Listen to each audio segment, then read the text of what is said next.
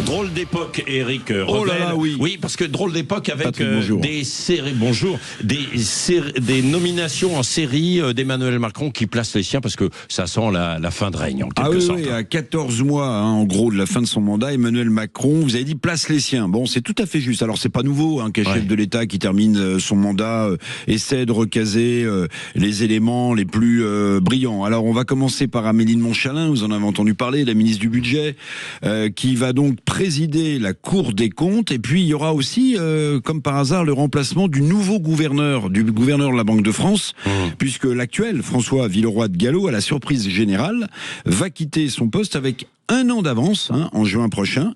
Alors, Villeroy de Galhau va rejoindre la Fondation des apprentis d'Auteuil. Bon, c'est très respectable, évidemment, mais la concomitance entre ces départs, ces remplacements est frappante, d'autant qu'Emmanuel Macron, dans une grande interview à la presse européenne, se montre plus européen que jamais.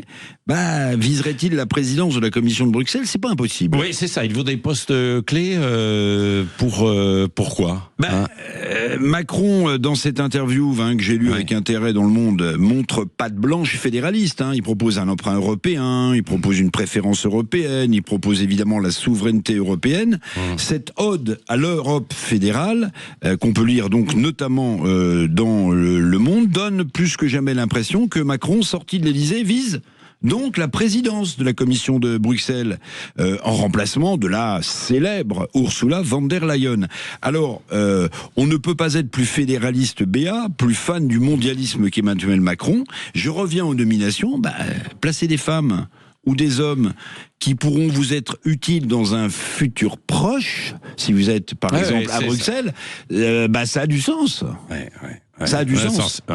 On comprend. Donc voilà, c'est ça. Il place en fait des pions, quoi. Oui, alors c'est là le rapport entre Macron l'Européen et ses nominations. Oui, parce que personne ne conteste Amélie de Montchalin, même si j'ai vu la polémique qui enfle autour de sa nomination. Personne ne lui conteste du talent intellectuel, une bonne maîtrise des choix budgétaires. Mais la recaser à ce poste prestigieux, vigie de la République en matière de rapport sur les finances françaises, c'est assurer ses arrières pour Macron, qui pourrait d'ailleurs, ne l'oubliez pas, Patrick, faire son retour en politique aussi française en 2032, comme il l'a déclaré ouvertement. Donc rien n'est jamais écrit, mais gouverner c'est prévoir. Macron se voit à Bruxelles et pourquoi pas un jour de retour à l'Élysée. J'entends les oreilles qui frémissent là évidemment quand je dis ça. Ces macronistes à des postes clés, le moment venu, seront des points d'appui fondamentaux pour lui. Merci Eric Revel. On en reparlera, vous reviendrez évidemment à 8h30 dans le débrief de l'actualité politique notamment et de l'invité avec vous, Jean-François Guy. Bonjour.